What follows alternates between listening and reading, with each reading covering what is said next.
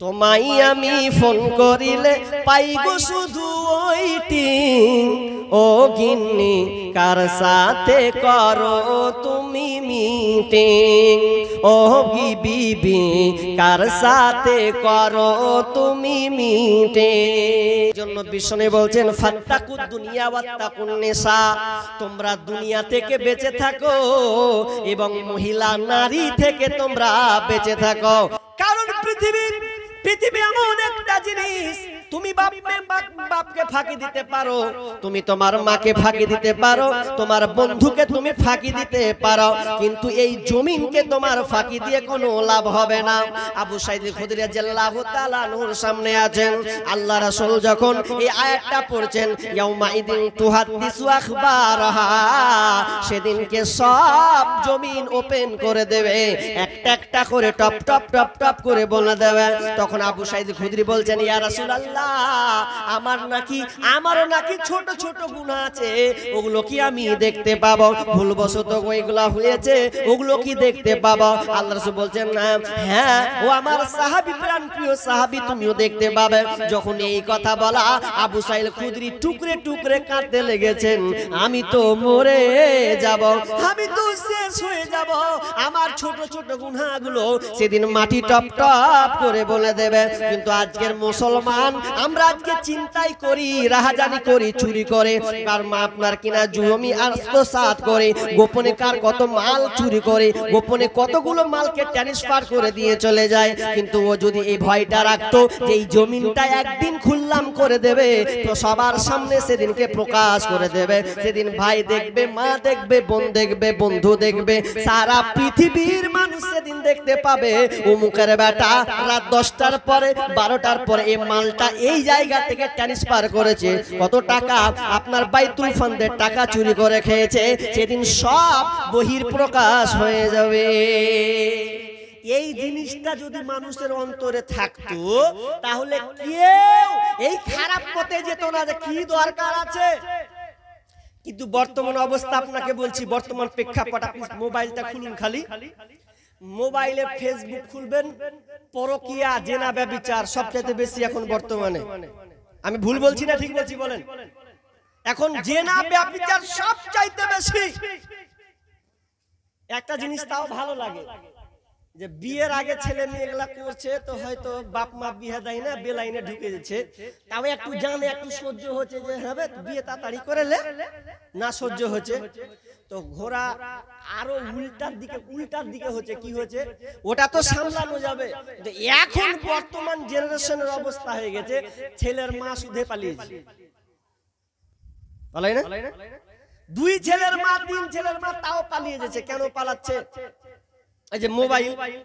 আর ও জানে না যে আমার অবস্থা কি হচ্ছে, অথচ এক ছেলে এক মেয়েকে ফোন করে বলছে, হ্যালো কোথায় আছো? বলছে বাড়তে আছি। কেউ আছে নাকি? না কেউ নেই, খেপি, আমি একলাই আছি। কে আছে ফের? আমি একলা কথা কইছি।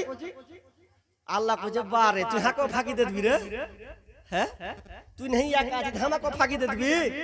জমিন সেদিন বলে দিবে যে কি হবে। এক লোক প্রবাসী বিবিকে ফোন করে বলছেন, হাজি তুমি খালি সব সময় খালি ব্যস্তই থাকছো, বলছে তুমিও হাকে সন্দেহ করছো, কहो তো হার বহিন খারে ফোন করছে, করে হার ভাই ফোন করছে, খারে মায়ের সঙ্গে কথা করছি, খারে আব্বার সঙ্গে কথা করছি, তুমি কি ভাবছো আমাকে? কিন্তু আসলে ও তার বহিনের সঙ্গে লাগাইনি। আমি ফোন করিলে পাইব শুধু ওইটিং। ও গিন্নি কার সাথে করো তুমি মিটিং। ও গিন্নি কার সাথে করো তুমি মিটিং। আমি তারে বললে বলে আপা তার ফোন করেছে, আমি জিজ্ঞেস করলে বলে আব্বা তাহার ফোন করেছে।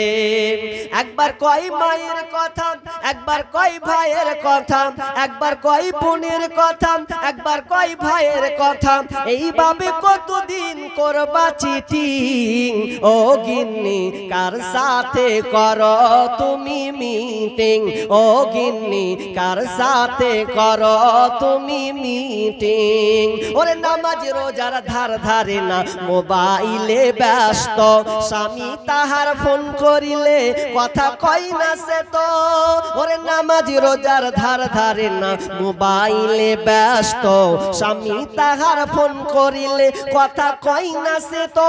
স্বামী কই প্রাণের বিবি কত ভালোবাসি আমি, স্বামী কই প্রাণের বিবি কত ভালোবাসি আমি, তোমায় আমি ফোন করিলে পাই গো শুধু ওয়েটিং। ও গিন্নি কার সাথে করো তুমি মিটিং, ও গিন্নি কার সাথে করো তুমি মিটিং। আজকে বর্তমানে এটা হয়, স্ত্রী স্বামীকে ধোকা দেয়, স্বামী স্ত্রীকে ধোকা দেয়, মাধ্যম হয়েছে শয়তান। আর সবচাইতে বড় যন্ত্রের নাম হচ্ছে মোবাইল। এই মোবাইল এসে বর্তমানে এমন পরিস্থিতি হয়েছে, স্বামীকে স্ত্রী ফাঁকি দেয়, আপনার স্বামী স্ত্রীকে ফাঁকি দেয়, মা বাপকে ফাঁকি দেয়, আপনার কি নাম মা বাপকে পর্যন্ত ফাঁকি দিয়েছে, আমার বাপ মাকে কখনো ফাঁকি দিয়েছে। কেন কেন? তো এই জিনিসটা একমাত্র হওয়ার কারণ আল্লাহকে ভয় না করা। যদি আমরা জমিনটাকে অন্তত ভয় করতাম, আল্লাহ বলছেন সেদিনকে কি হবে শুনে লাও, ফামাইয়ামাল মিসকালা যাররাতিন খায়রান ইয়ারা ওয়া মাইয়ামাল মিসকালা যাররাতিন শাররান ইয়ারা। আল্লাহ সুবহানাহু ওয়া তাআলা বলছেন সেদিনকে মানুষ আপনার কিনা অনুপরিমাণ যদি পানে কি করে, অনুপরিমাণ যদি সে ভালো কাজ করে, সেদিন কিয়ামতের মাঠে দেখতে পাবে। এবং অনুপরিমাণ যদি খারাপ কাজ করে, যদি সে অনুপরিমাণ তিল পরিমাণ আপনার কিনা আপনার সরিষা দানা পরিমাণ যদি সে পাপ করে, ওই পাপটা সেদিন বিচারের মাঠে দেখতে পাবে, হাসরের ময়দানে দেখতে পাবে। কেউ বাঁচতে পারবে না। আপনি দুনিয়াতে যত টাকা আপনি ফাঁকি দেন না কেন, আপনার কোনো লাভ হবে না।